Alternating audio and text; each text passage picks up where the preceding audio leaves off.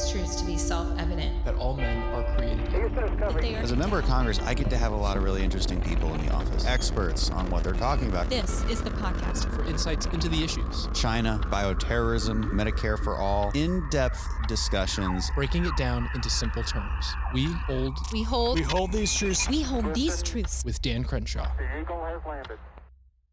Welcome back, everybody. Look, if you're an elder millennial, as I am, and you look at younger millennials, you look at Gen Z, you've noticed something over the last decade or so, which is that there's a tendency to identify by their identity, whether that identity is man, woman, non-conforming gender, or a race identity, whatever it is, some immutable characteristic that a lot of young people prefer to identify as opposed to an individual, as opposed to somebody who has done something. Very much fewer people, I think, identify as their career, as I would, right? I always identify as a SEAL. I think that's because it's something I did. It's people I know. It's a community I come from. But that's changed a lot recently, and I think everybody has noticed it. And the reason I wanted to have my guest on today, his name's Yascha Mounk, is he wrote a pretty great book about this. I think identifying the history of what he calls identity synthesis, where it came from, how it started, and how it really manifested in modern culture since about 2010, especially in our younger generation. Then what it means, what are the consequences of that? He was an interesting guy, born to German and Polish parents, received his BA in history from Trinity College, Cambridge, and his PhD in government from Harvard University. I didn't get a PhD, but, I spent a little time there. So we got that in common, I guess. He's a professor of the practice of international affairs at Johns Hopkins University and founder of the digital magazine Persuasion and contributing editor at The Atlantic. And as well as he's a senior fellow at the Council of Foreign Relations. It's going to be a great conversation. Yascha, thanks for being on. Thank you so much for having me on. So I was always wondering where to begin on a conversation like this. Let's start with just the term identity synthesis. What do you mean by that? Yeah, so look, what I'm talking about is this new set of ideas about race and gender and sexual orientation that, as you pointed out in the intro, really helps to determine how people think about their own identities now. And also, I think, really helps to structure our norms in society, how we interact in our corporations, how people are expected to behave in universities and so on. Now, sometimes people call that identity politics or sort of a social justice movement, or we talk about people as being woke. And one of the odd things about the current conversation about it is that sort of it's a tremendously influential set of ideas, but we sort of pretend they don't quite exist. And every term we have for it is sort of contested. And so if you start, going on about, people are woke and so on, it just sounds kind of angry and so on. And I just, in this book, I'm trying to take those ideas seriously. I'm critical of them. I ultimately think that they are counterproductive. But I want to take them seriously. I want to actually explain where they come from, help people understand what we're dealing with, and then mount a real critique of how they're transforming our society, what kind of influence they're having in the United States. And so the term identity synthesis comes because, first of all, this idea of group identity is at the heart of this ideology. And the idea of synthesis comes from the fact that it really synthesizes, is really a kind of amalgam of a lot of different intellectual influences, which I trace in the first part of the book. So that's why I like to call it the identity synthesis. But people can call it different things. I don't care that much about it. It's just a term that helps us actually have this conversation in a serious, reasoned way. Yeah, we definitely overuse the word woke a little bit. I mean, if you use it, we all know what it means, but nobody can define it, right? It's woke stuff. Like, I mean, I guess it works to an extent, but it's not academic. It doesn't have this precise definition. If we're trying to be intellectual about how to counter some of these ideas, even though colloquially I think everybody knows what it means. And one question, I don't want to get into the history. I think the history of how this stuff developed is pretty interesting, but it's also interesting to think about when does group identity self-identification. When is it good? When is it bad? I mean, I noted in my intro, I'm like, look, we identify in groups all the time. It's sort of, it's how we talk about ourselves, it's how we introduce ourselves. But maybe the big difference is group identity is associated with things that you've done, which is, I said I identify as a SEAL or a father, soon to be father, husband, right? There's something obviously offensive about that. But when somebody comes up to you and says, hi, I'm so-and-so, I identify with these pronouns, identify as person of color or white or whatever, it's kind of naturally off-putting to normal people who aren't in the woke speak world. But why is one better or worse than the other? I mean, at what point does that group identity, that categorization become a problem? Yeah, so I think there's two different distinctions here, right? Like one is between what the nature of a group is that you take pride in or that you identify with. And I agree with you that a lot of the time it's healthier to have that group be something that you've chosen, or that is an achievement, or that is a membership that you've pursued in your life, right? To be proud to be a SEAL is to be proud of your accomplishments in it, and to make an obligation to think about the good of the whole rather than your own good. And there's obviously reasons why that is a pro-social attitude, why that's something that helps us accomplish things together as a society, right? To be proud of being a spouse. It's not just hurrah, I found somebody to marry me, but it's taking pride in the fact that hopefully you're a good spouse, that you're somebody who's prioritizing the interests of a person. Or in my case, that I tricked her. Well, there you are. Yeah, very, very clever. Yeah. And I think we should generally be a little bit more skeptical about forms of excessive pride, about things that you haven't earned, right? That you're born into some kind of group, and to say, really, I define myself by the fact that I'm white, or for that matter, that I'm some kind of other group. There's something that perhaps we should be a little bit skeptical about that. Now, I don't want to take that too far, because I think, America is a hugely diverse country and society, and there's all kinds of forms of pride, all kinds of forms of group identification we have that we haven't earned in that kind of way, but I think are part of a healthy society. It's good for America is if some people are proud to be Texans, and others are going to be proud to be New Yorkers, and others are going to be proud to be from Missouri, and all of that, I think, is perfectly healthy. I think it's perfectly healthy that there's going to be some amount of pride in the cultures and the origins of your ancestors. That people say, I'm Irish American, and I have, I give some amount of importance to that. Or for that matter, I'm Latino and I have roots in Mexico, and that's something that informs my life. And that's perfectly fine. The problem is not with the fact that people have those forms of identity, or that plays one part of a role in who they are. It's when it goes beyond that to a few claims that are now very common.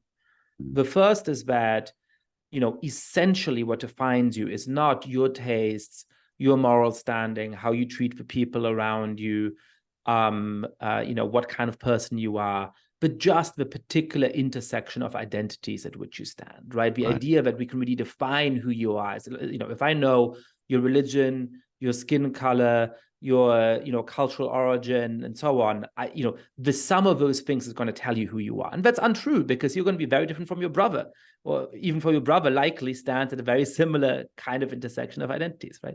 Another thing that I'm really concerned about is this very common idea now that we can't understand each other across the lines of these different kind of identities, right? That if you are if I'm a white guy and you're a Latina woman, I'm just not going to be able to communicate with you in a meaningful way. And so what I should do is sort of, especially if you come from a more marginalized group, to defer to your perception of the world, rather than us trying to actually build political solidarity together. But that's really dangerous, because it undermines our ability to have a thriving country together. Part of the idea of what it is to be American is that we are able to understand each other sufficiently to care about our mutual interests. You hear that all the time, right? You hear that all the time in arguments, maybe public debates. over any given subject, and then the response might be, well, you can't possibly understand my experiences because, yeah, like you said, you're white or I'm a Latina woman. Well, but you have to if you're going to say something like that, you do have to take the next step, which is to explain why. You know, you can't just make this broad conclusion that it's impossible to understand this specific situation or this specific policy disagreement, right? It's a cop out. It's a cheap argument because you're avoiding the necessary logical confrontations that occur during a debate over a given subject, and falling back on this sort of group identity as a way to just escape the conversation. And that's dangerous just for public debate. It makes us all stupid. And you know, I think the other thing you said was it becomes dangerous when you start to draw conclusions and create consequences based on identity, right? Like you said, it's one thing to be a proud Irish American, proud Latino.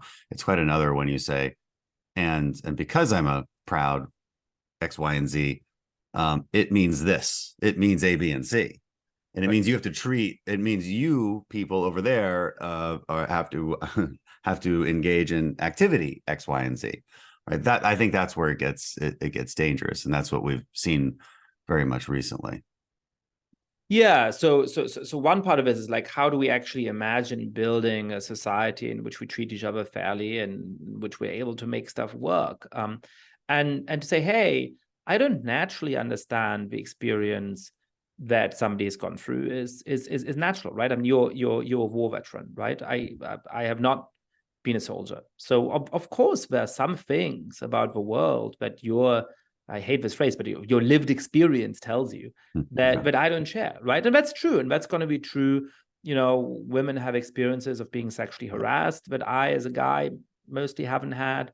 And yeah, you know, people who grow up in this country who are Black may have certain kinds of experiences with police violence or with being afraid of police violence that you or I are less likely to have had as people who are white. And that's true. And so what I take from that is the importance to actually enter into a real conversation with each other, to listen to our compatriots. When somebody says, hey, I've had this experience, something bad's happened to me, I think that's relevant. I should say, all right, tell me about it. I'm going to open my mind to it. Even if perhaps at first my instinct is to say, hey, I don't know, perhaps you're exaggerating or you're, you know, complaining a little bit too much. No, try and listen to people, try and understand what happens. But you're able to understand that. I'm never going to know exactly what it feels like to be in battle, but I can have enough of a conversation with you, but I get something meaningful from that. But I can say, okay, I can understand why that would be really hard. And then, you know, when it comes to stuff that's politically relevant, that part of the experience should be communicable, which is to say that you can draw on your own experience and say, hey, here's what's hard about veterans coming back to the United States and no longer being in the army, and it's an isolating experience. This is the kind of thing that we need in order to be able to thrive and succeed and so on. I'm not going to be able to walk in their shoes exactly, but I'm able to assess that argument and to say, hey, you know what you're saying about this makes sense, and we do need those kind of remedies. Or if you're not making sense, if you're not bringing me any kind of evidence, if you're drawing conclusions that don't really flow from that experience, I should be able to say, hey, thank you for your service, but you know what? Perhaps it doesn't mean that, you know. Right. Well, but in the context of veterans, I mean, it's like, look, war it was hard. We lost people, so you should never go to war. Okay, well, that's an interesting conclusion to draw from the fact that, well, the war was tough, you know, and I'm oversimplifying this, but honestly, I mean, you actually hear this a lot, and you hear it a lot in the context of support for Ukraine. You hear it in the context of no more forever wars, right? And I hear it from the right. It's the far right and the far left. They're very good bedfellows. And it is quite a good example of certain veterans who were probably predisposed to have kind of a shattered world philosophy in the first place. Like nothing we do is for any good. Like there's a mindset like that. That's, you know, I think prevalent in any society, and they'll draw those kind of conclusions. And they often suffer from extreme PTSD because they don't understand why they did what they did. Maybe they can't contextualize it or whatever the case may be. But it's a good example of drawing, I think, the wrong conclusions oftentimes. What about your experiences? So you have an interesting background. How did you even get into this subject matter? Tell us about your life. Tell us about your lived experience. Well, I came to this work in a kind of roundabout way. I mean, I'm somebody who when I was doing my PhD, was really thinking about democracy and dictatorship around the world. What is your PhD in? It's in political science in the Okay. government department at Harvard. Yeah. And so one of the things that we were taught there is that, poor countries that don't have much of a democratic history might be at risk of having their democracies fail. And some rich countries where the dictatorships might never become democracies. But when you're a pretty rich country and when you've had, a lot of democratic tradition, then you really can take the kind of future of your democratic system pretty much for granted. And the United States is one of those countries, and there's others around the world. And I was a little bit doubtful of that because I saw that more people were really disillusioned with their governments, that at the time participation in elections was really falling. Yeah. That in these opinion polls that I looked at with a colleague, a lot of people said they didn't give as much importance to living in a democracy as they once did. And so I sort of started, because I'm a democracy crisis hipster, I started to worry about the crisis of democracy before it was cool. And this is oddly the one thing that, for different reasons, both sides of the political spectrum in the United States now have in common, right? The story of what endangers democracy and why our democracy is imperiled is very different among Democrats and among Republicans. Right. But it's in but peril the idea nonetheless. that it's imperiled is actually the one thing that everybody agrees on. So I started really thinking about how do you make democracies thrive and how can you make them work and how do you deal with those kind of authoritarian dangers to them. But in the process of that, I also started to realize that a lot of my friends and colleagues, I teach at universities and I'm in a relatively liberal milieu. A lot of my friends and colleagues started to really change how they think about the basics of our political system, for example, right? So a kind of narrative about our country, and I'm a proud American as an immigrant, as somebody who became a citizen in 2017, is to recognize that there's been lots of bad things in our history and that those are things that we have to take seriously. And also to think that we've ultimately managed to live up better and better, not completely, not perfectly, but better and better to the kind of principles that are enshrined in the United States Constitution, in the Bill of Rights, in the Declaration of Independence. And the task of building a more perfect union is to try and become less hypocritical as a society, to live up to those universal values better and better, to make sure that how you or I or anybody else in this country is treated comes to depend less, not more, on the kind of racial group they're part of, the kind of origin they have, and so on, right? And I was starting to see among many of my friends and colleagues a rejection of that, to say, no, you know what? Our institutions are so fundamentally rotten, are so fundamentally unjust, are so fundamentally bad that we should rip up the Constitution. But actually, we should give up on these universal principles, that the only way to make sure that these groups that have had it hard, that have been treated unjustly, get what should be theirs, is to create a society in which how we treat each other, having a conversation, or how a state treats us more in public policy, is always going to explicitly depend on the kind of group of which you're a part. And I think that's a fundamental mistake. I think that just fundamentally misconstrues why we've been able to make progress as a society. And I think that it is going to make it much harder for us to it's morally wrong, society. but it's not only morally wrong to I think execute a plan that in that form for governing a society, but it's also just practically impossible. I've never heard a good counter argument to that. I mean, how do you practically identify everybody's everybody's grievance, properly calculate it, and then properly calculate who owes them what, right? And that's sort of the utopian promise of socialism in many ways. And forget about the ethics of it, which are, well, you can't forget that it's bad, but the practical implementation of it is so utterly impossible, and they never grapple with that fact.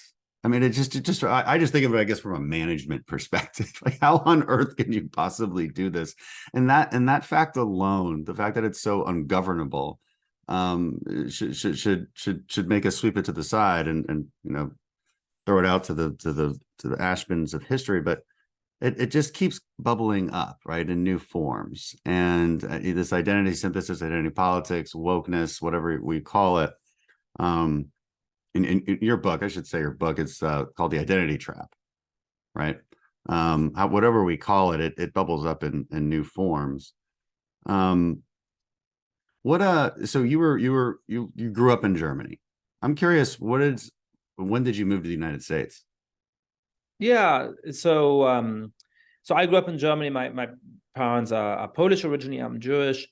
I was born and raised in Germany. I went to college in England, did my undergrad there, and then came to the United States to do my PhD. And stayed on after that. And what did you see there? I mean, how do identity politics rear them or reveal themselves, I suppose, in Europe these days? I mean, it was who started this? I mean, I think we're going to get into the origins of this identity politics. Started in France. All the bad stuff seems to between Germany and France, and also some good things, some good food. Yeah, those are great things for sure.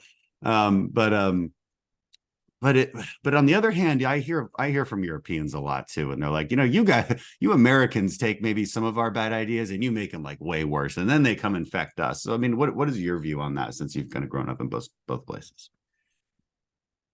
Well, I think the way it works is different in each of our societies, right? I mean, one of the sort of strange things about how we now think about identity is that there's these kind of basic categories that we're taking to be the natural categories, right? I mean, basically the sort of set of concepts were introduced by the United States Census to sort of make sense of the US population at various points have become these, deep-seated identities. I mean, when you think of a category like Asian American, it has some kind of logic within the American context, but the idea that somebody whose roots are in India and somebody whose roots are in China is somehow naturally part of the same category of human is really quite weird and artificial. And certainly if you go into the streets of Delhi and ask, do you feel like you and people from China are naturally the same ethnicity or naturally the same kind of group? They'd say, no, what are you talking about? It's a completely different kind of group, right?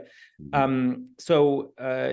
When I was growing up in Germany, the country, for good reason, was grappling with its own history and with its own past. And in some ways, it's been very good at acknowledging the sins of the Holocaust and making that acknowledgement a part of German identity today.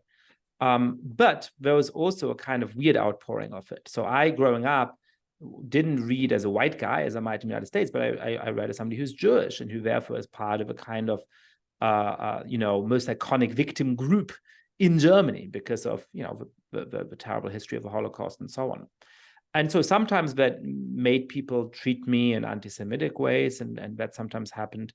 But most of the time, actually, it was the opposite, where people were treating me in these really philosemitic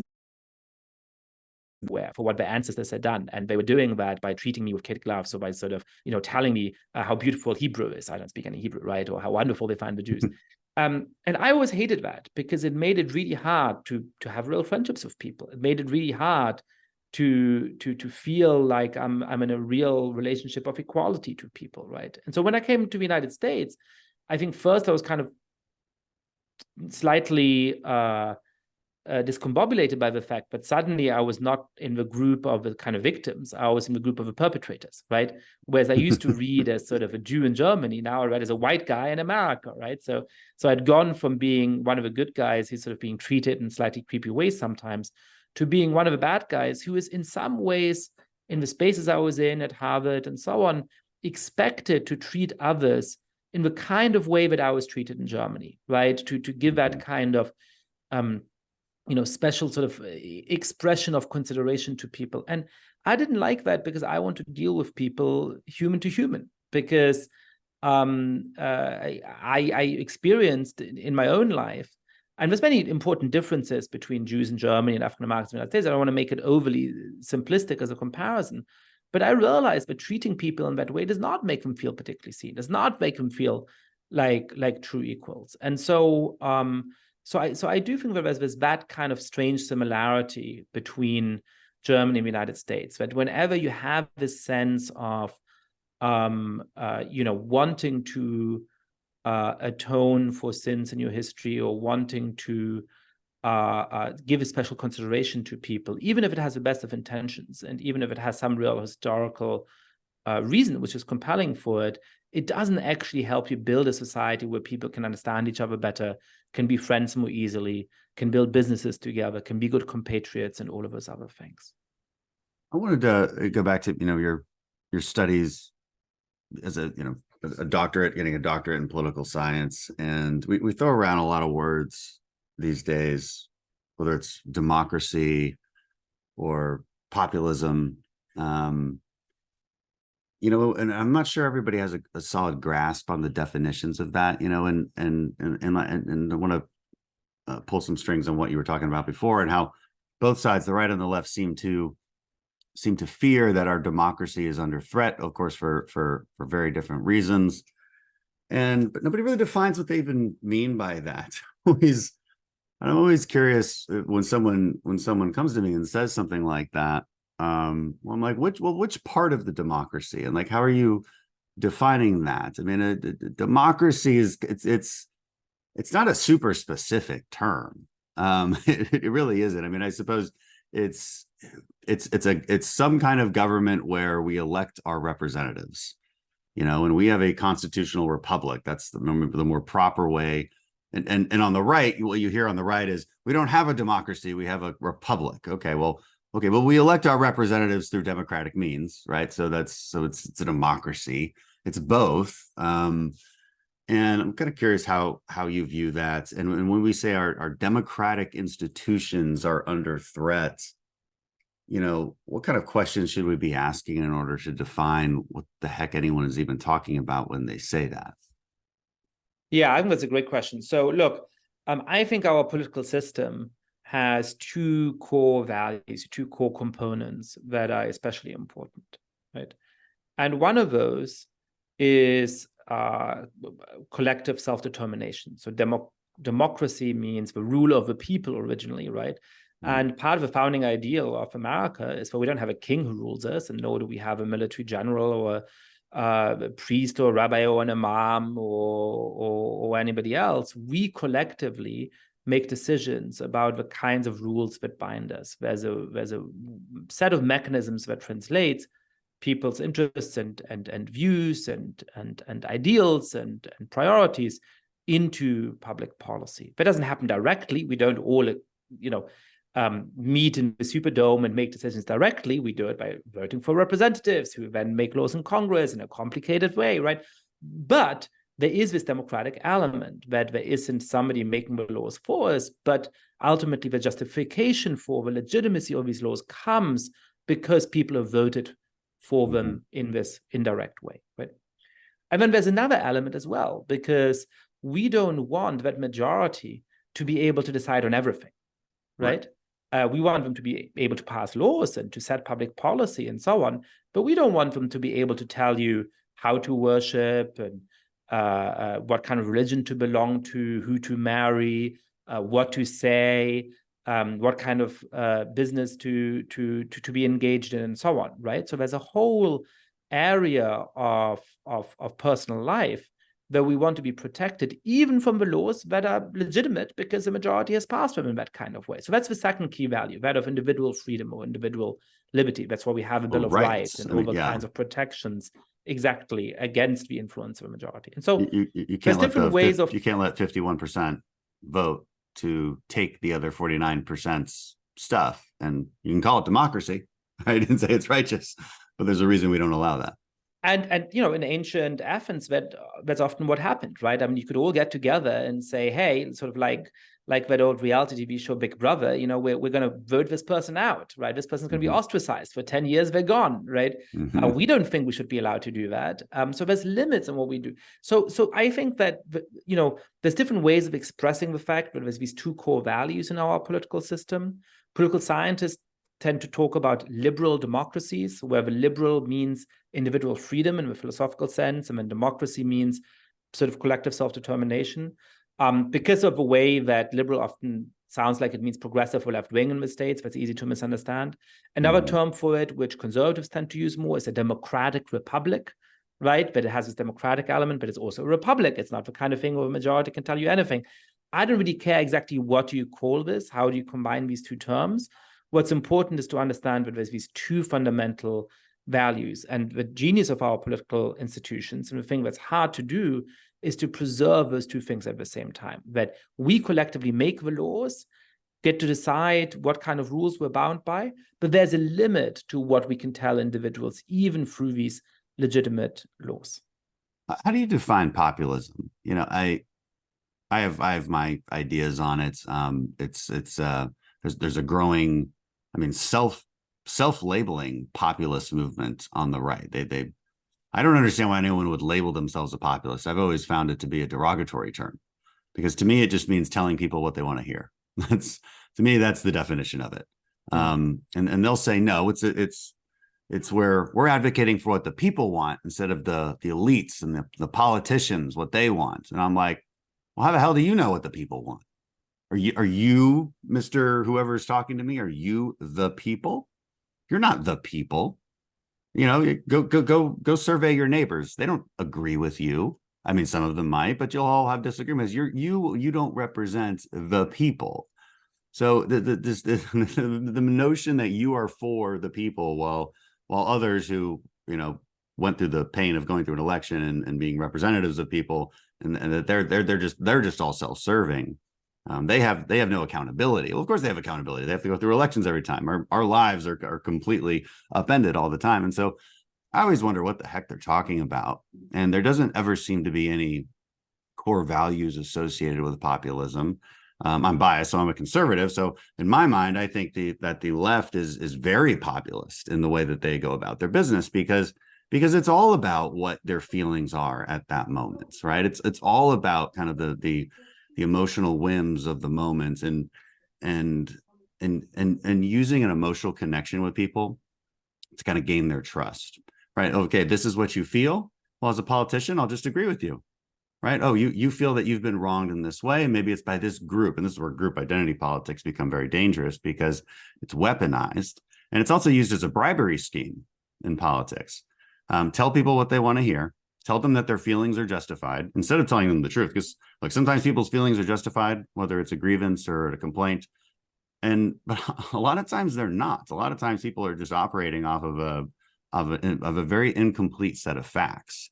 And it's up to us as leaders to either tell them the truth, that, well, it's more, that issue that you're referring to that you're so angry about is a little bit more complicated than that. No, they didn't do this. There's a little bit more history to it. You can pick whatever issue you want. We could go through it. But a lot of times what we're seeing more and more is politicians taking the easy way out, right? And just agreeing with those squeaky wheels, the loudest people who are the angriest and most passionate, and catering to that. And it becomes a very self-perpetuating cycle, right? That's if we're talking about threats to our democracy, that part scares me a lot, right? That growing sense of populism, that growing tendency of leaders to just tell people what they want to hear because it makes them popular at that specific moment. Yeah, I think you really got to the heart of it when you said that so many of these populists seem to be saying, I represent the people and you do not, right? Yeah. So how do you sustain these two basic values of our political system that we talked about? It's in part by recognizing that you can legitimately come to different points of view, that, America is a huge country with 300 some million people, and that you and I are going to disagree about some important things, and that's fine. Right? We have political institutions that are able to channel that disagreement into a political process that hopefully is productive. Sometimes it's frustrating, but that keeps a peace between us, because we have a set of mechanisms for figuring out who gets to make the decision, who gets to rule.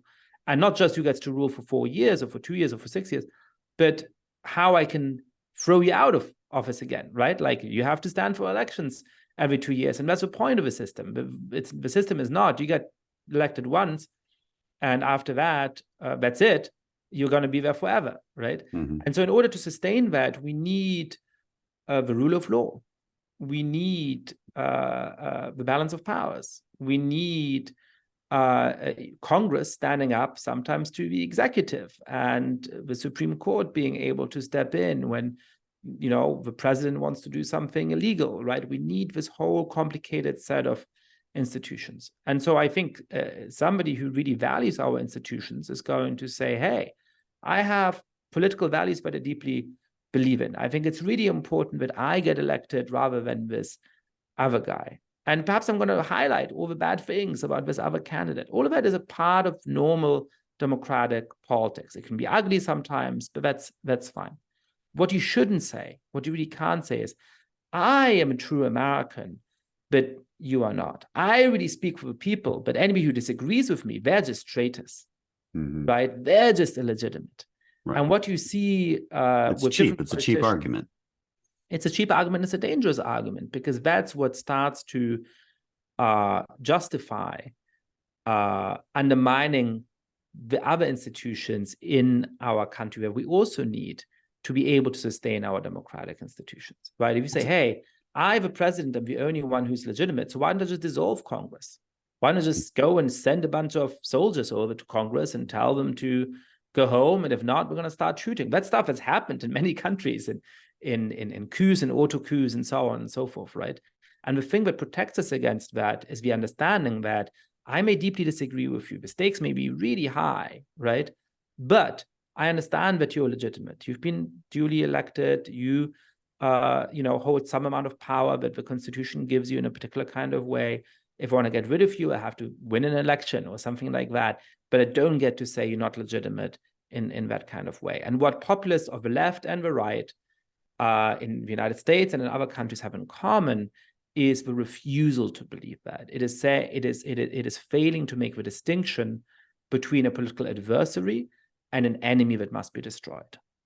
Yeah, that's true, and it's a denial of political reality. It's kind of a denial of the reality of our constitutional republic. And again, I see it on both sides.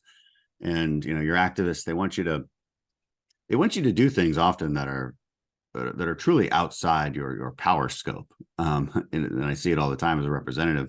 Why don't you get this done? Why don't you do that? And I'm like, well, we need to win more elections, and then I can get it done.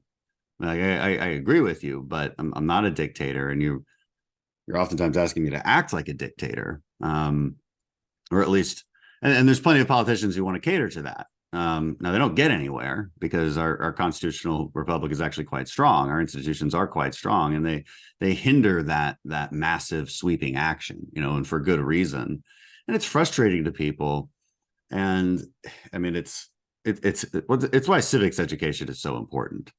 There's a lot of people who are very upset about our politics, and I think a lot of it originates from a lack of understanding of simply how our Constitution is designed.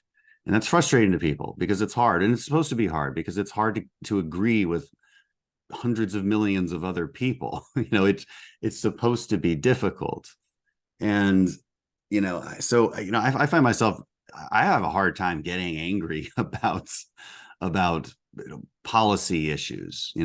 I'm passionate about them. And obviously I do this for a living, but I'm not sure it makes me angry. What makes me angry, honestly, is the way we interact with each other, and the tactics that are often used. It's disappointing, and it makes this job hard, right? It makes you cynical, and it's a constant battle we fight. Back to identity synthesis, though. So let's talk about the origins of it. Because you write in your book a pretty solid history of maybe where these ideas came from. You start with Michel Foucault in France in the 50s and 60s. Is that the right place to start? Does it go back further than that? Because I think you push back against this is often in conservative circles, we say it goes all the way back to Marxism. And I think there's some truth to that, but Marxism was specifically about class group identity, and then that transformed eventually into postmodernism, which expanded the identity groups. Is that an accurate sort of way to talk about it, and that more accurately reflects what we see today? Yeah, so I was open to this idea that really the origin of wokeness or the identity synthesis is Marxism, but it's a form of cultural Marxism, as some people put it, right? But you take basic Marxist ideas and you take out the idea of social class. It was always an economically based ideology, and you put in these kind of cultural categories like race and gender and sexual orientation, and then you have the ideology today.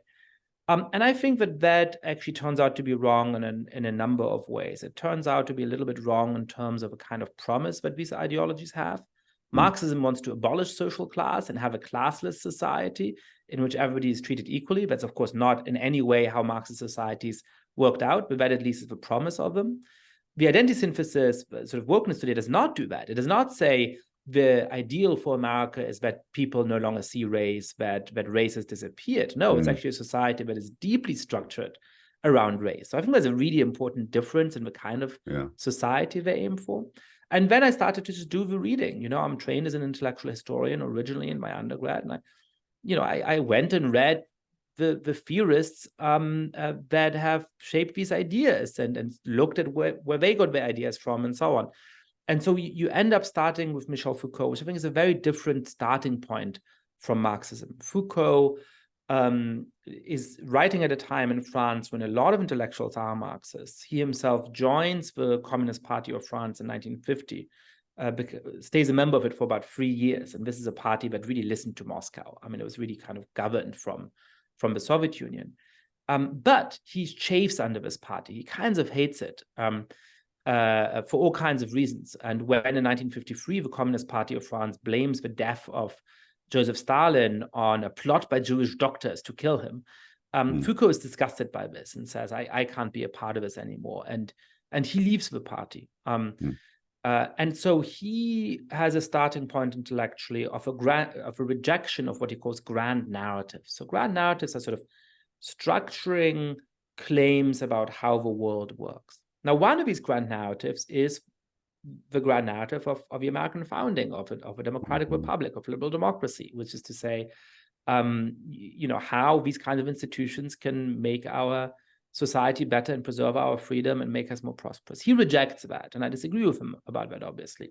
But he also rejects Marxism in exactly the same ways, because Marxism also has this structuring set of ideas about how history works and what's going to happen after the revolution and so on. So Foucault really starts by rejecting in a fundamental way a lot of the foundations of our political system, but also the foundations of Marxist political thought.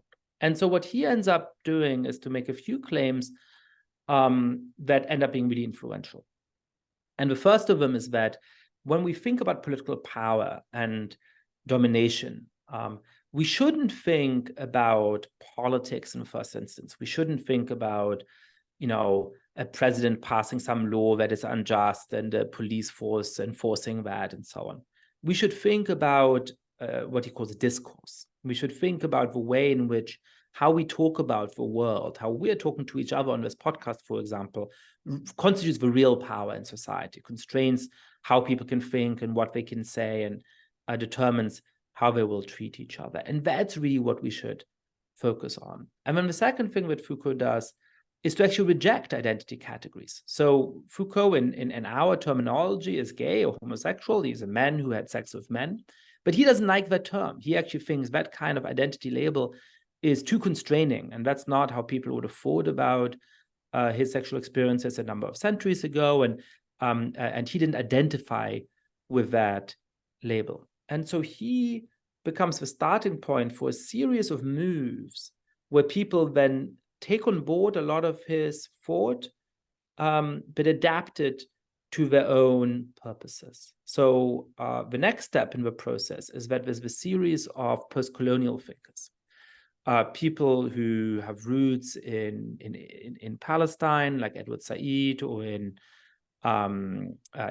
India, like Gayatri Spivak, and they're deeply influenced by Foucault. They're deeply influenced by the broader postmodern tradition.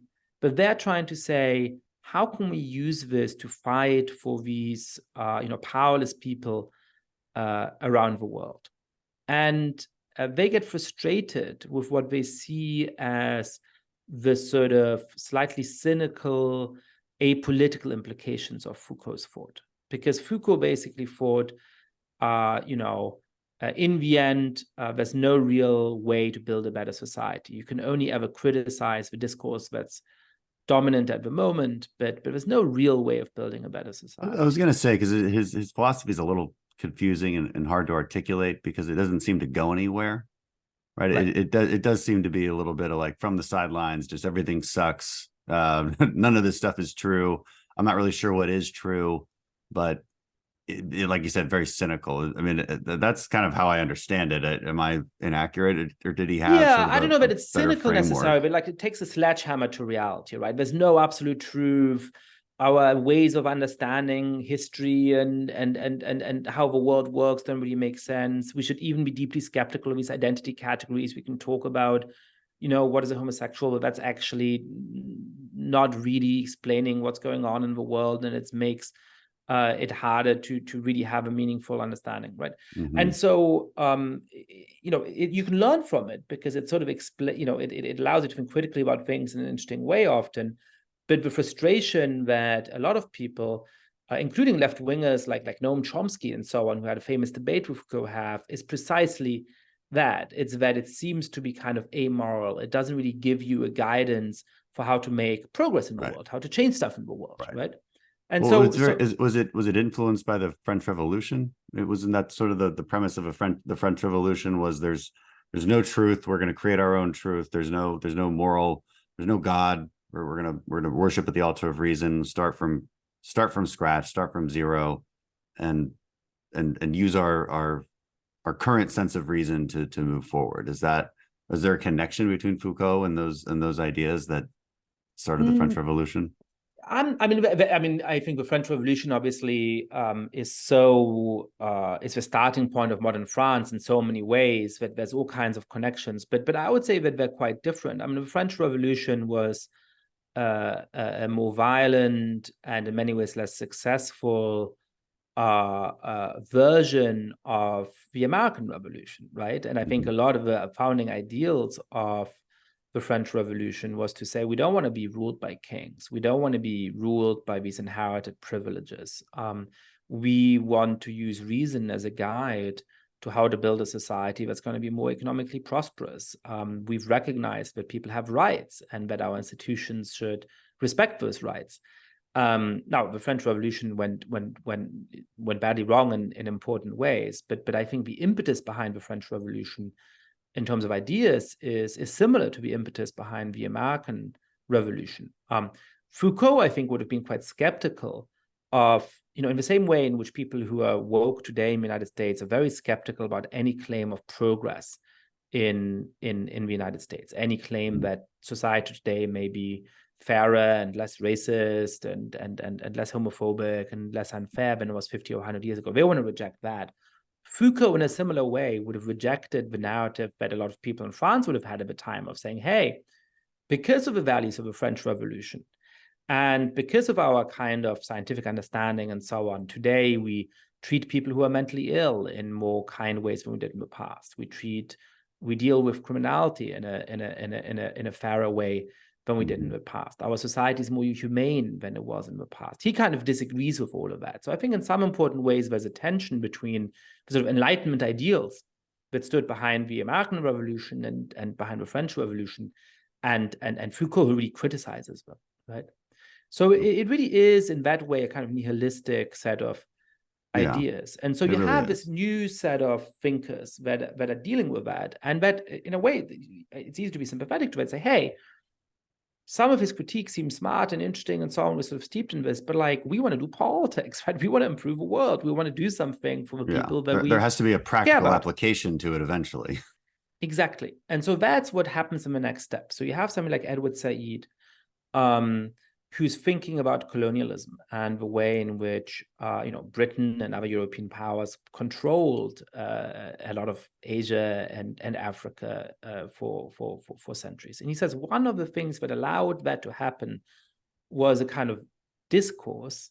Here you can see the influence of Foucault that explained, why the West is superior and why what he calls these Oriental countries, right? Orientalism. Why those are somehow inferior, why those don't deserve to be self-governing, why they aren't capable of democracy, and so on and so forth.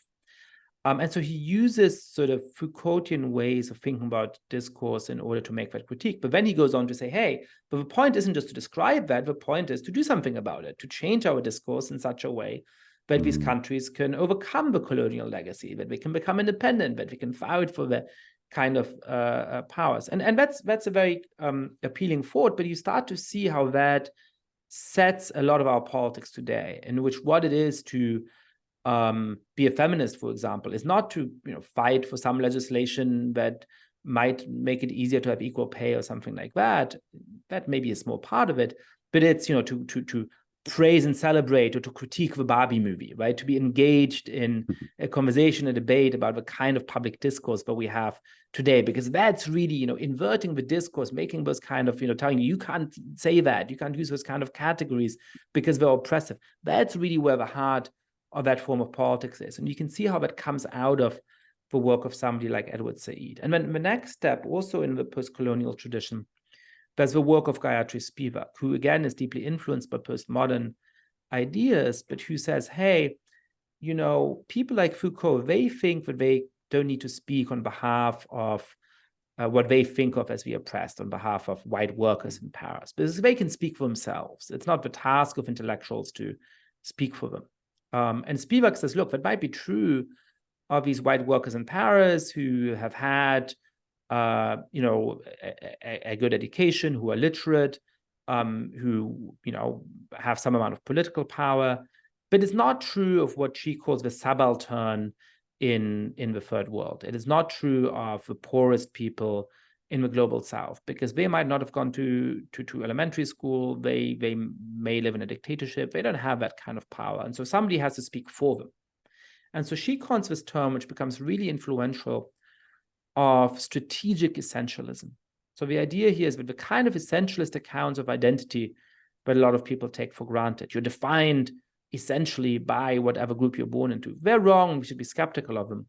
But for strategic purposes, if you want to empower the oppressed, what she calls the subaltern, to fight for their rights, you got to encourage them to define as strongly as possible by their identity group, because only in that way are they going to be able to organize and to fight against those kinds of forms of injustice. So we should embrace what she calls a form of strategic essentialism, pretending that these essentialist accounts of identity were right for strategic purposes. And again, it's easy to see the influence on that, on America today. So one of the things I write about in The Identity Trap in my book is the kind of change of norms in a lot of progressive educational institutions. In a lot of the most fancy private schools around the United States now, you have elementary school teachers coming into classrooms and telling 6 or 7-year-olds, hey, if you're white, you go over there. If you're quote unquote brown, you go over there. If you're black, you go over there. If you're an Asian American, you go over there.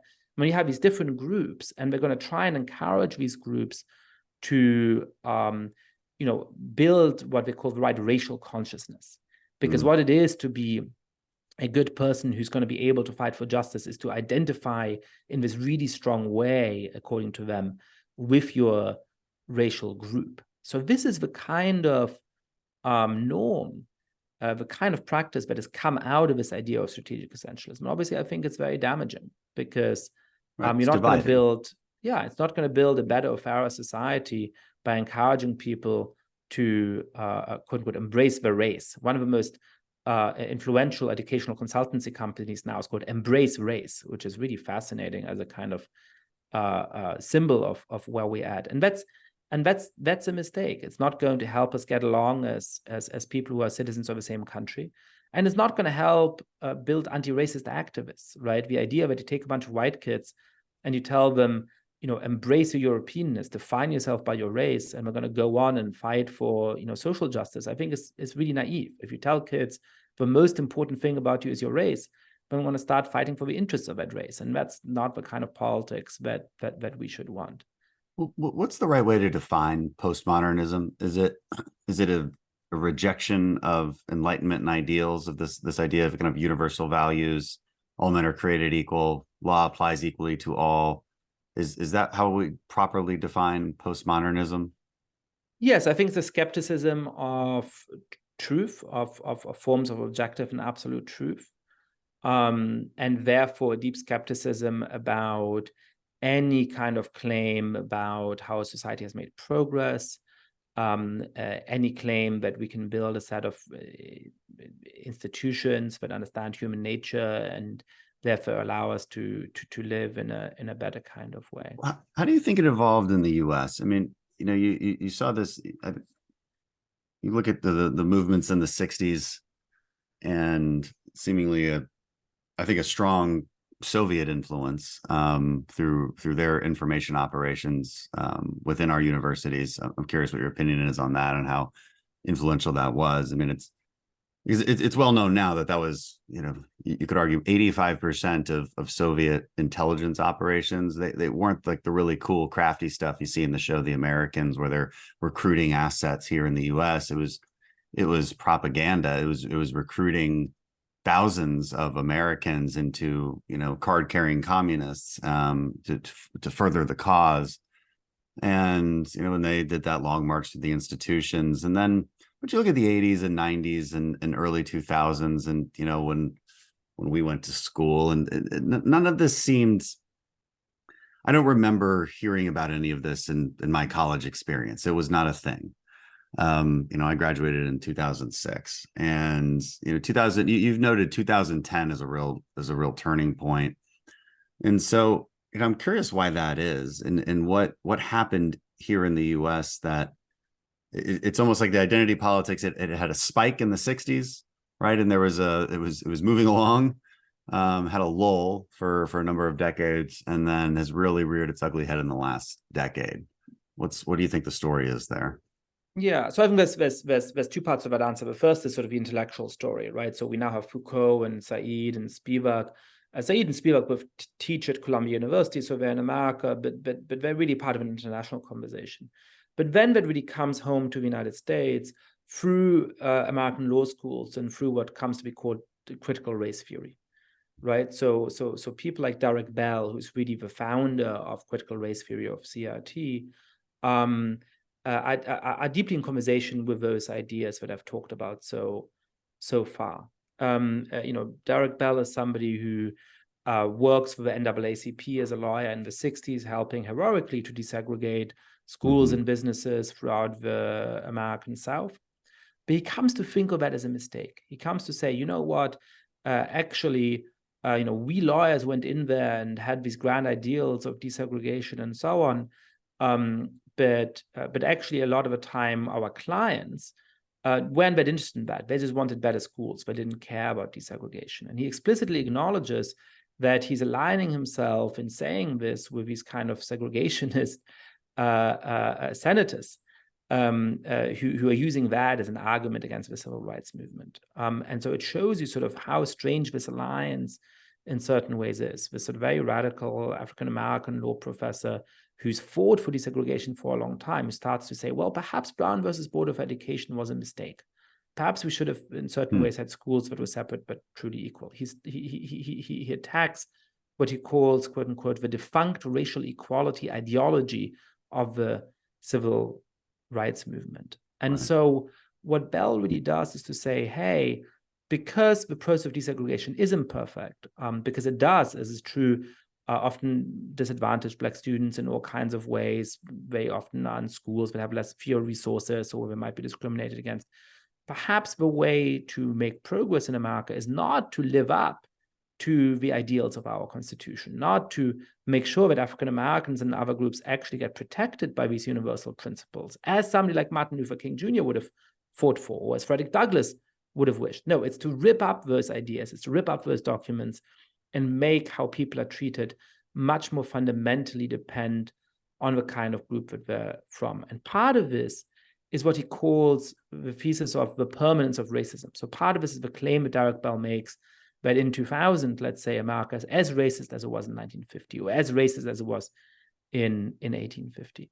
And that, I think, is a crucial link between the origin of these ideas I've been talking about and the United States, because this hostility to the Constitution, this hostility to universal values and neutral rules, and this claim that we've never made any progress as a society, that America in 2020 is as racist as it was in 1920, that really becomes core of a sort of intellectual foundation of a social justice movement in the United States. So I think the tradition of critical race theory of Derek Bell and Kimberly Crenshaw and others is part of the answer of how this comes to America. But then there's a second sort of part of it, which is, well, okay, so it comes to America. It's like at Harvard Law School and at all of these institutions. But how does it come to everyday life? How does it come to you and me? How does it come to Congress? How does it come to the media? How does it come to that? And here I think the story really has to do partially with what I'm calling the short march through the institutions. So these ideas just come to be really influential at universities over a period of decades. And so a lot of the young kids that start to be exposed to those ideas in universities, in the 2000s and so on, sometimes in college courses, sometimes in orientations and other kind of programming done by college administrators who are much more far left than faculty members, actually, on average. They start to be hired by corporations and nonprofits and media organizations and so on. And it's the kind of organizations, the kind of corporations that tend to hire from elite schools, that tend to hire especially young people, and that have a kind of self-understanding as having a moral vision, a moral mission, making it harder for them to say no to demands of junior employees. It's institutions that have those characteristics that really get just run over by these ideas. And that happens at many nonprofit organizations, that happens at Google, that happens in some of the sort of professional firms like consulting firms and so on. But it seemed to be, I guess, I don't know, in sort of this dead space for decades, though. Between it again, the height of all of these intellectuals talking about it and promoting it in the 60s and 70s, 80s, 90s, early 2000s. You don't see it in your normal life. I wonder if it was it social media then that just amplified it to such an extent that we see it all around us now. Again, using 2010, I think I'm getting that number from you, I think, in your book, right? 2010 sort of a turning point, which makes sense because that's when at that point everybody's basically on social media, and ideas spread much faster. Would you point to social media as a reason for its acceleration? Yeah, and I have a whole chapter on that in the Identity Trap in the book, and I think that's right. So social media is a big part of that. When the internet is introduced in the 90s and social media starts to crop up in the early 2000s, people have this expectation that it's going to connect people to each other, right? That it used to be that for me to talk to somebody in the other part of a country, or on the other end of the world, was really expensive. And that's why it was hard to be in communication with each other. That's why it was hard to understand each other, right? And here the thought becomes, well, look, once the cost of communication goes down, because instead of spending, many dollars a minute to speak to somebody who's far away, you can do it for free over the internet, right? We're gonna start being in deeper touch with people who are very different from us, and we're gonna start having more understanding of each other. And that just turns out to be wrong, because actually, when you can choose to speak to anybody in the world, a lot of people choose to just dig deeper and deeper on their identities, to find people who aren't just similar on one identity count, but who really sort of share the same exact combination of different identities or the same new identity. And actually, identities proliferate because of social media. So if you think back to being in a high school before social media, to have a kind of self-identity as who you are within that ecosystem, within that school, you had to have 5 or 10 other kids who sort of had a similar kind of identity a little bit. And because of the limitations of how many people go to a school, that means you end up with like 10 or 20 choices, right? So it's like the jocks and the theater kids and the geeks and the whatever, right? Yeah, that's how I remember school. Yeah. Yeah, but I didn't go to school in America, but that's how I understand, American high school movies. But on the internet, it's very different, right? So you have the introduction of something like Tumblr, which is now mostly forgotten. And it's a social media platform that attracts a lot of teenagers, that has a lot of memes, very easy ways of communicating. And the key thing it does is you can tag yourself. So you can sort of add a tag to a post, and that can be some kind of idea about identity. And if people sort of find that, they can find each other. So suddenly you have many more groups than were viable before, because the 20 people you need to form the identity can be scattered all over the world. So it can be a much smaller percentage of people who identify in that way. And so you have this proliferation of identities. And then you need a kind of ideology to hold those different identities together, to sort of allow people to communicate on this platform. And that becomes a sort of popularized version of this identity synthesis that I've been talking about, taking those ideas from Foucault and Said and Spivak and Derek Bell and Kimberly Crenshaw later, and mixing them up, often in much more simplistic, much less sophisticated ways. And you start seeing sort of that take on the written form through these sort of internet websites and blogs that allow a lot of different people to write. Things like Ford Catalog has the earliest versions of that. And then there's this website which I stumbled across when I was a graduate student, a little about 10 years ago, called everydayfeminism.com, but where I really started to see those ideas, but I knew a little bit from the seminar room in one way or another, come together in these popularized forms. They suddenly had articles like, 5 things to tell your yoga teacher who thinks that cultural appropriation is fun. Or like, you think you're a breast man, that's why that is, sexist or something like that, right? And I was like, oh, wow, this is something new. Like, I can see how that sort of stuff might appeal to a certain range of people and how it can spread through social media, where, again, you're connected to people who share the same identity. And then, it's a moment of economic crisis for a lot of mainstream media outlets. They need clicks, and they see that a lot of this stuff is going viral. It's a moment where suddenly the way you find content is usually through social media rather than buying a newspaper or going through a website. And so all of that allows these ideas at really lightning speed to go from the most remote, obscure corners of the internet to the pages often of big national newspapers and magazines. And that all happens basically, I think, between 2010 and 2015, 2016. Yeah, and the human nature, I think, is drawn to this kind of romantic idea of revolution, right? Like picking apart what you thought was true, and when you see something that supposedly reveals some new truth, like some new discovery, and so it's especially appealing to young people, and it's no wonder that this proliferates very broadly on college campuses, because it's exciting, right, for a young person to all of a sudden stumble upon what they think is a new idea, when in reality it's not new at all. It's been tried and tested and devolved into bloodshed multiple times throughout history, but they don't quite know that. And I talk about that all the time, actually, when I talk to people about why did this stuff happen. It's because of the romanticism of revolution, and it manifests on the right too. It manifests differently on the right, and but it's still similar, right? Because it's rebellion against institutions that we deem, unfair to our side, that have been sort of captured by a corrupt cabal, whoever that cabal is. It manifests the same. Yeah, it's always tempting to say, I think what's true about the world is that, a country like the United States is the most affluent and in many ways the most tolerant society, along with some other countries in Western Europe, that has existed in the history of the world. And yet it's imperfect in all kinds of ways. It's frustrating in all kinds of ways. Some bad people and some idiots have a lot of power and influence. A lot of things don't work as well as we would wish. People are frustrated because their ambitions and aspirations for life aren't always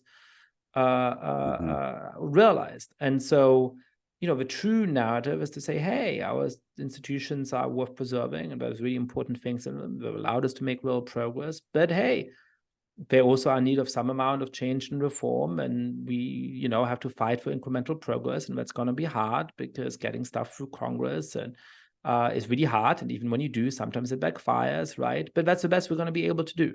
So of course, there's always going to be people who come in and say, what on earth are you talking about? You know what? Let's rip all of this stuff up. I want to build something that's way better, and I'm much angrier about the injustices than you are. So let's tear all of this up and build a society that's truly good. I mean, you're going to have different visions about what that looks like, but the terms whether you're on the far left or the far right or whatever, right?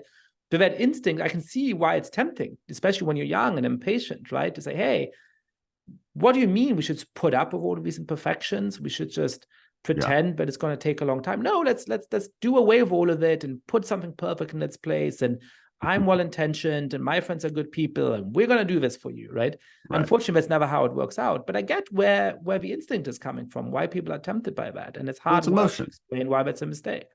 It is, and it's pure emotion. And I always ask, well, what exactly is the solution, and how do you go about deciding on what that change is? I mean, it's a debatable subject. Whatever change we want to make to institution X, it's a highly debatable subject, right? There's consequences, second, third order consequences to every change you make. Policy making is effectively trade-offs, right? If you do this, it will have these consequences. I got like yelled at on the internet by some guy recently. It's really random, right? I didn't like how this court case came out, and it was regarding the anti-abortion activists who had basically blocked and chained themselves to an abortion clinic, prevented access to it. Pretty clear violation of federal law. Now, I of course agree with their sentiment, right? I'm a pro-life. I'm very pro-life myself. I don't really have any qualms about that. And then the question posed to me was, okay, well, what about now, Dan? You said you wouldn't defund the DOJ and FBI. What do you think now? And I'm like, well, hold on a second. Let's say I completely disagreed with the outcome of this court case. How do you get from there to defunding and destroying an entire institution? By the way, these institutions are pretty important with a lot of things we do, like, say, countering cartel trafficking and human smuggling and drugs and counterterrorism. There's quite a few things actually that are sort of important about these institutions. If they've been weaponized, if they've been corrupted, then we fix them with a scalpel, not a hammer. But that's the reaction. But it's usually a reaction, of course, from people who really have no consequences to what they say, right? They can, and this goes back to social media. There's a lot of people that can that can promulgate very strong and forceful opinions with zero consequences. And again, if there's a true threat to our democracy, to our republic, to our government, to our society, whatever we want to label it, it's the increasing tendency of politicians to, I think, cater to those very irresponsible emotional trends. And that's our founders certainly had a lot of fears over this, right? This is why we have so many checks and balances.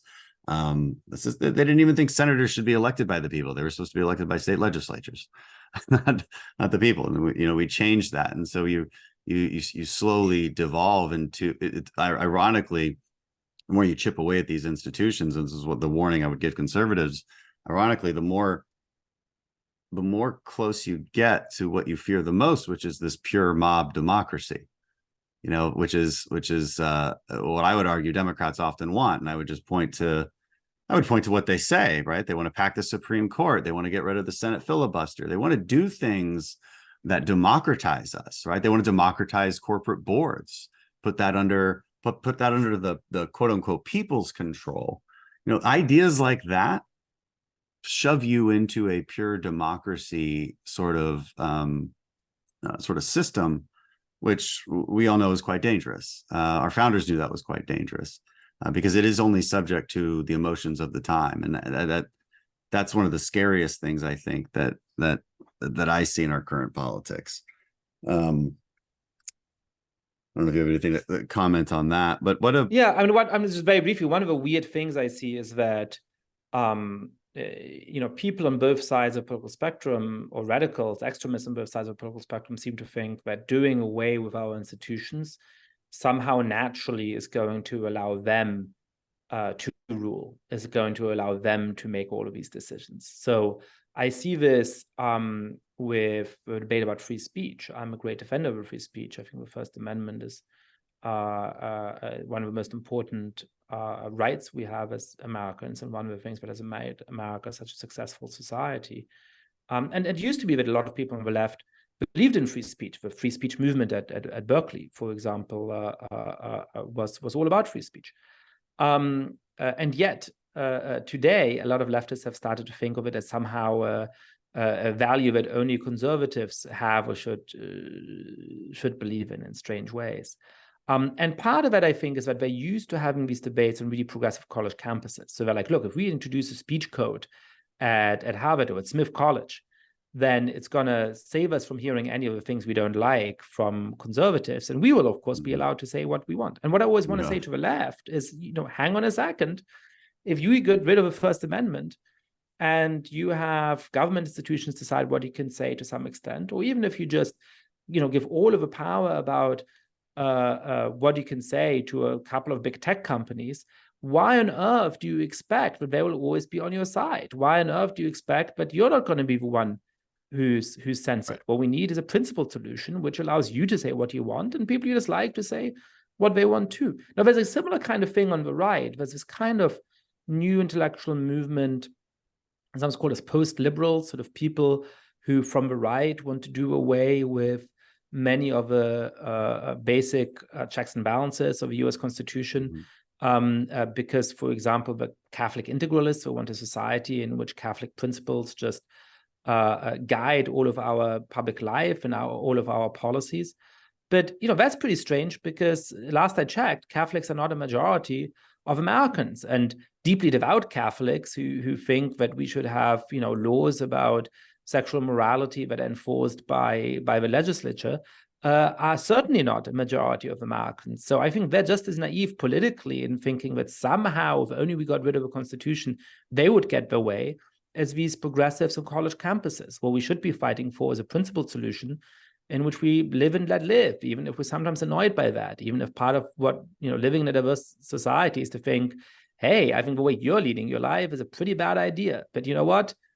I'll let you do so, because that's the point of having those freedoms and those rights. Yeah, I call it the woke right. I think there is a woke right? It manifests differently than it manifests on the left. It's not so much about identity politics, but it's an embrace of the tactics promulgated by the left, right? It's an emotional reaction, and what it ends up doing, ironically, is I think some destroying your own values that you supposedly were in favor of in the first place. I was curious what you being a professor at Johns Hopkins, how students react to you when you talk about this and in your class. What classes do you teach there? I mean, how often does this conversation come up, and how do students react? Yeah, I teach on a broad range of things, including, again, sort of democracy and dictatorship and what makes some countries democracies and why democracies might be in danger today. But I have also taught, and I do also teach about those topics. I, teach debates about free speech and cultural appropriation and all those other kinds of subjects in the classroom as well. And I want to say two things. The first is that by and large, the kids are all right. That, most students have instincts that might disagree with me. A lot of them, I think, are more immersed in a world where people take for granted that something like the identity synthesis is right than I was. And so that's the starting point a lot of the time. But they're open to having real conversations. And they're grateful when they have a classroom where they realize that I'm not going to judge them for what they say. I don't want them to agree with me. I want them to make smart arguments. I'd much rather that they make a smart argument that disagrees with me than that they just parrot my words back to me in a stupid way, right? And when we realize that I mean that, and that I'm able to create a space in which we have these conversations about whether or not certain forms of identity are a trap, whether we should have free speech or not, whether we should put what I think are healthy forms of mutual cultural influence in a diverse society and a general, pole of suspicion because of this idea of this concept of cultural appropriation, which is viewed quite critically. They're really grateful for that. Now, the second thing I will say is that when you have a few students in the classroom who are very far left and who, frankly, are assholes, which is not usually the case. That's a lot of my students who are very far left, who are lovely people, right? But when you have both of those things present in the same person, that sometimes happens, then everybody becomes very nervous, because then they realize that this classmate of theirs might go around bad-mouthing them, might make some kind of TikTok clip attacking them, might misrepresent what they said in the classroom in a way that's going to get them socially ostracized. And so that's not the usual case. Most of my students, including most of my very far left students and most of my conservative students, are really genuinely open to talking about ideas. They're young people wanting to make sense of a world. But there is a sort of background set of facts where if you have a couple of people who want to enforce this kind of narrow set of taboos and this narrow set of what you can say and what you can't say, they do hold that outsized power. And that's true in the classroom, and I think it's of course true in society as a whole as well. It's a question I get all the time. How do we combat that? And, and I don't have great answers. I mean, my fundamental answer, I guess, is you've got to be engaged. You've got to know your facts and know your arguments and know how to deal with that conversation. You need more people to do it. It's not always a satisfactory answer because, well, I mean, there's a lot of logistics required for someone to do that. We actually have to go to a university. We have to get an audience at a university. We have to have college professors who will not indoctrinate them into this sort of default, right? What you're describing, I think, is a lot of these students come with this sort of default of identity synthesis. Like that's just what they think is true, based on what they've read on social media and just how they've grown up and maybe what teachers they had in high school. Who knows where it came from? But it's very difficult. And just as a politician, I know how difficult this is because I'm in the business of persuading. That's what politics is supposed to be. A lot of people don't really see it that way. But if your goal is to win in politics, then you should be in the business of persuading. And so I know how difficult it is to peel someone off of their default, right? And so oftentimes, and also I'll give advice to kids all the time. Stop having defaults. I mean, you're too young. You don't know anything. You really don't. I know you think you do, but you don't. You can't possibly contextualize your reality given your limited experiences in life. You just can't. In some ways, they're much smarter than our previous generations because they have access to so much information. That being said, how you contextualize that information is really important. And there seems to be a real, again, if you want to talk about threats to our republic, it's a real lack of critical thinking. It's defaulting to really cheap argumentation tactics, like whether you're arguing from an identity standpoint, arguing from an authority standpoint. I know this, like, you don't talk to me about foreign policy because I'm a veteran and you're not, right? That would be telling you to just basically shut up. Your ideas don't make any sense. It doesn't matter how well reasoned they are. It doesn't matter what facts you use. I don't have to listen to you because I fought in a war and you didn't, right? And that kind of argumentation is often used in our debates these days, and it's killing our ability to do critical thinking. I see it in Congress all the time. Again, I'm biased, right? I have my side and I have their side, but I would love if I'm referencing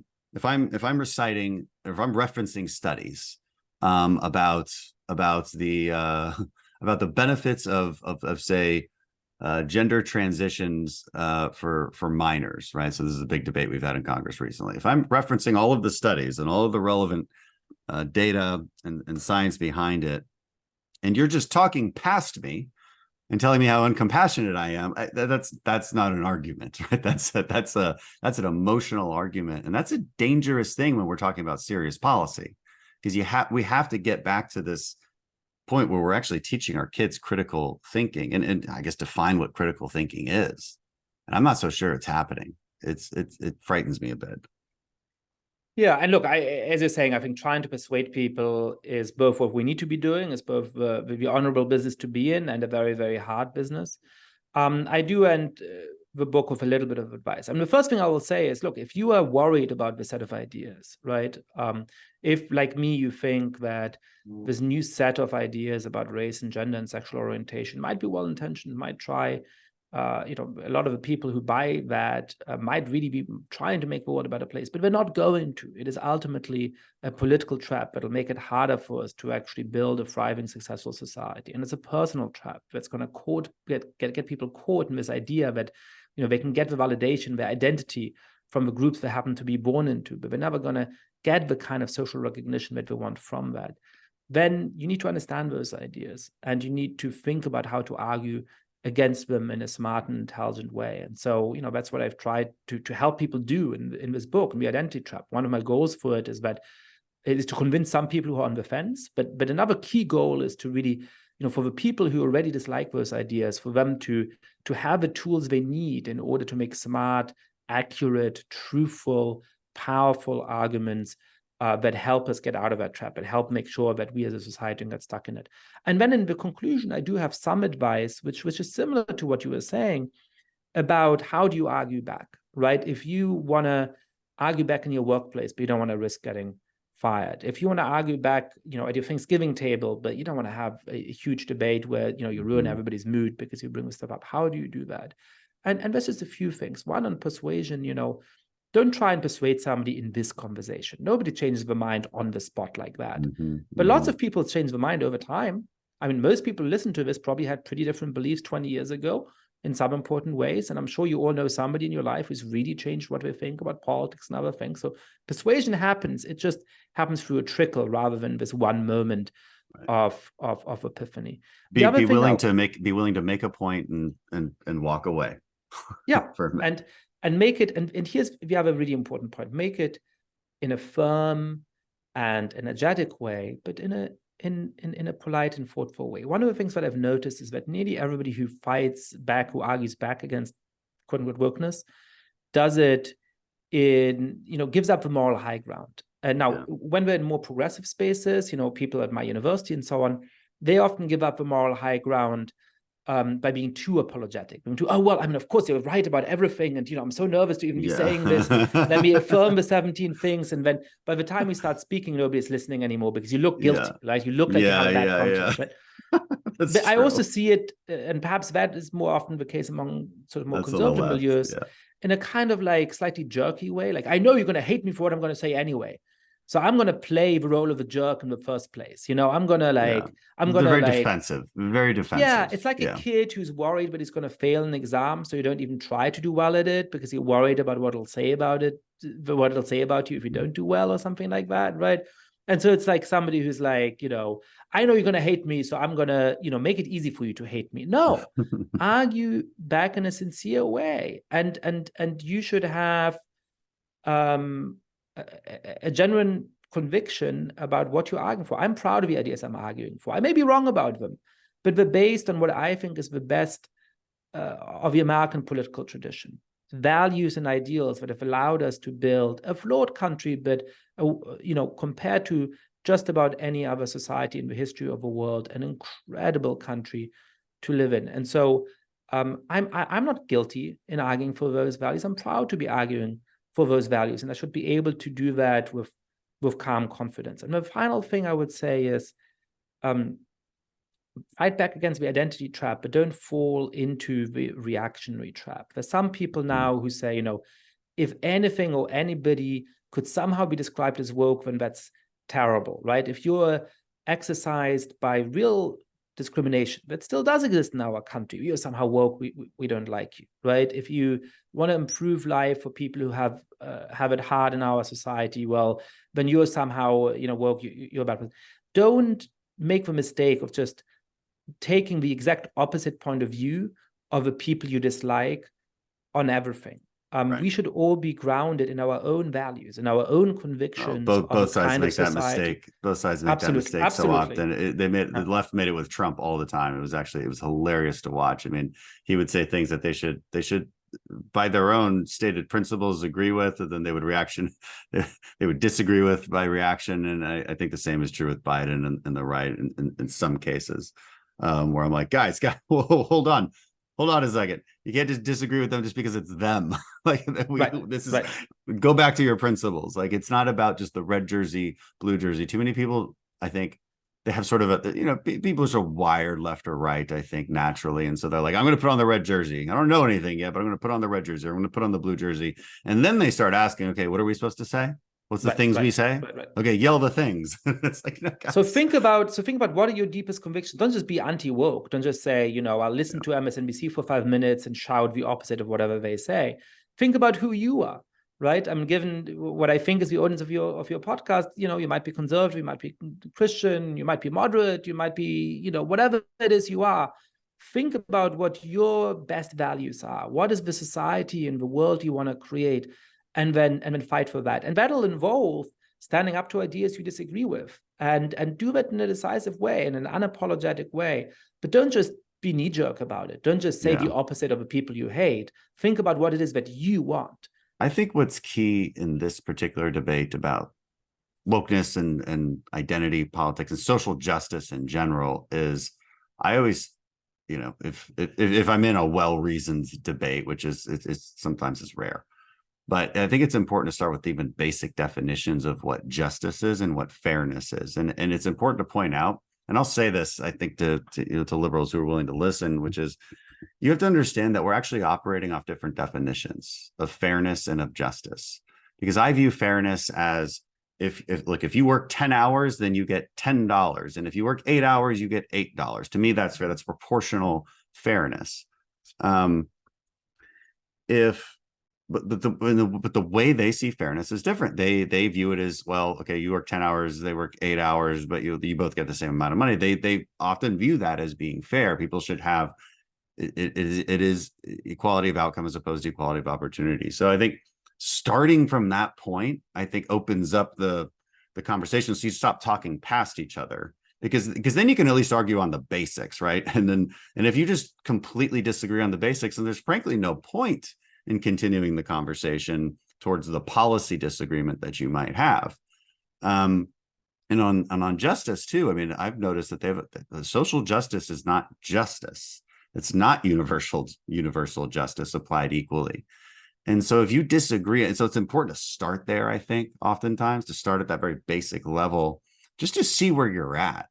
Like, to see if you're even at the same point with somebody. Like, do you think laws should be applied neutrally?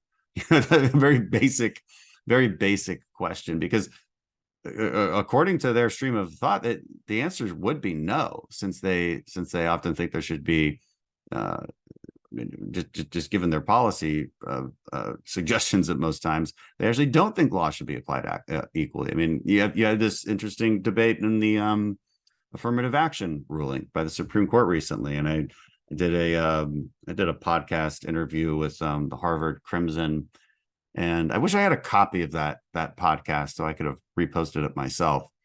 But the thing I pointed out to her as she was talking to me about, okay, there's these historic inequities that occur with people of color, and how do you rectify those historic inequities? And I'm like, well, there's a number of ways, but what you can't do is impose justice by like 3 or 4 degrees of separation. So you have one person who clearly had an injustice inflicted against them at a point in time, and they have kids. And then other people who maybe didn't have an injustice inflicted on them at that same point in time also have kids, and then those kids are now applying to Harvard at a later point in time. You cannot transfer that injustice and then the rectification of that injustice across all of these degrees of separation. That's not justice, right? That's just another form of injustice. It doesn't. You have to stick with the basic universal values of rectifying an injustice at the point of the injustice. And if it doesn't happen, that's a tragedy, right? It's a tragedy. But part of our universal values is first of all identifying that as a tragedy and making sure it doesn't happen again. But the answer cannot be a continuing stream of injustices, because it's never ending, right? Those are that's effectively a blood feud. And I point out to people, like, that's kind of how people lived for thousands of years. And in those thousands of years, we didn't accomplish a whole lot. It was just a lot of war and death and a lifespan of 45 years old if you're lucky. That was life before the Enlightenment period, really. And I don't think we want to go back to that kind of life. And so universal values, as imperfect as they may be applied, it doesn't make them imperfect themselves. Yeah, and that you can have sort of whatever debate about particular policy issues and areas, but the broad question, you asked at the beginning of the podcast, is there a definition of wokeness, or there's no definition of wokeness? I think it's a broad movement with lots of different themes and ideas, and in that sense, it's hard to define it. But I do give a kind of definition of it in my book. I think it's 3 claims. And it's number one, that the fundamental prism for which to understand and view the world, our social reality today, history, and so on, is identity categories like race or gender and sexual orientation. That's really how you interpret any kind of situation.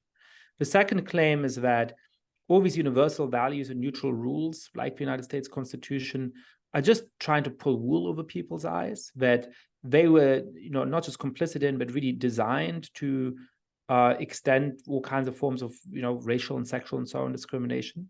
And third, therefore, that to make progress to a better society, you have to rip those things up and explicitly make how people are going to be treated forever depend on the groups of which they're a part. So what the United States sees is not that you're a United States citizen, but which group you're a part of and how that group should be treated given history and other kinds of things, right? And I think there's three answers to that, which in the political sense, liberals and conservatives, which people who are more on the right and more on the left should be able to agree on. And that's to say that no, there's all kinds of prisms for understanding the world. Yes, race and gender and sexual orientation can matter in particular kind of context, but so does religion, so does nationality, so does people's accomplishments, so does their beliefs and virtues and vices, so do all kinds of other things, right? Secondly, that yes, in American history, we often have failed to live up to our most noble ideals, and that's something that everybody from Frederick Douglass to Abraham Lincoln to Martin Luther King were deeply aware of. But their insistence that we should live up to those values have allowed us to make real progress.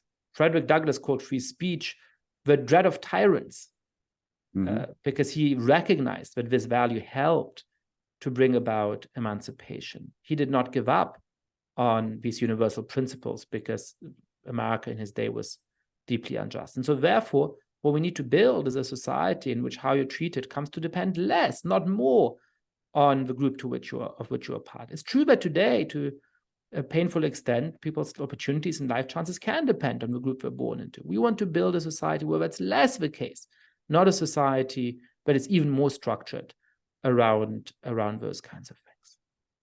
Yeah, and I think that's a good place to end. I know you got to go, and we went well over our hour, but it was an interesting conversation. So this was fun. Thank you.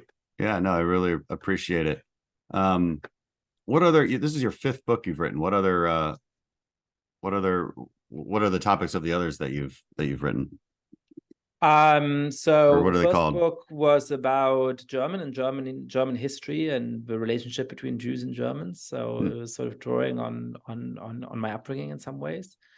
Then I had a book which was based on my PhD dissertation to do with how to think about the welfare state and personal responsibility.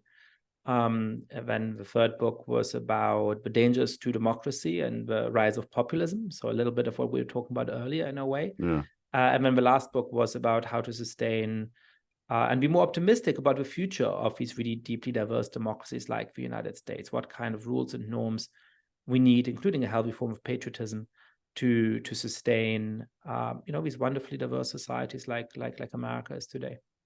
Are you optimistic about America? I mean, left and right, again, you hear this sort of this kind of nihilistic doomsdayism.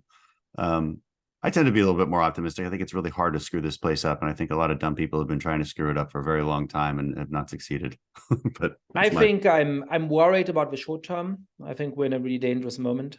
But I'm optimistic about the mid and the long term. And I'm worried about Washington D.C. as I'm sure you are, knowing it better than I do. I mean, the extent of dysfunction we have in Congress and the extent of partisanship and the level of a debate is just very worrisome. But I'm optimistic when I look away from cable news and when I look away from Washington D.C. at how people are actually living. I mean, just two basic things. This is not the only metric or the most important metric, but it's pretty damn important. It used to be that the overwhelming majority of Americans thought that interracial marriage was immoral, that it was a bad idea. 95% of people believed that in the 60s. Today, less than 5% of people believe it. Most Americans think that it is perfectly fine for people to happen to fall in love and marry somebody who's from a different group. And in fact, the amount of friendships and business partnerships and romantic relationships we have between people who come from very, very different kinds of backgrounds has increased tremendously over the last decades. And I think that should give us hope that people in their daily lives in really concrete ways are thinking, what we have in common across these lines is more important than what divides us. And that's how we're going to lead our lives. Maybe that's another podcast on welfare and meritocracy, because I think that's an interesting subject, because that really gets to the heart of, okay, as conservatives, we have to acknowledge, of course, that there are people that are born into worse situations. I don't think it's accurate to categorize them by their immutable characteristics. I think that's a huge mistake. There's tens of thousands of people of color who have it way better than I have, and vice versa. I mean, everybody has very unique characteristics that make up their whole person. The question is, how do you help somebody who is down on their luck, and give them the opportunities and equality of opportunity to get to a better place? And that's a constant debate when it comes to welfare policy. Of course, conservatives have our ideas, and progressives have theirs, but that's maybe a topic for another conversation. Would love to come back on to discuss this, Dan. Yeah, that'd be great. Well, this has been fantastic. Yascha Mounk, thank you so much for being on, and we'll hopefully see more of you soon. If you're in the DC area too, we can do the next one in person when I'm up there. That'd be wonderful. I'll let you know. Thank you so much. All right, thanks.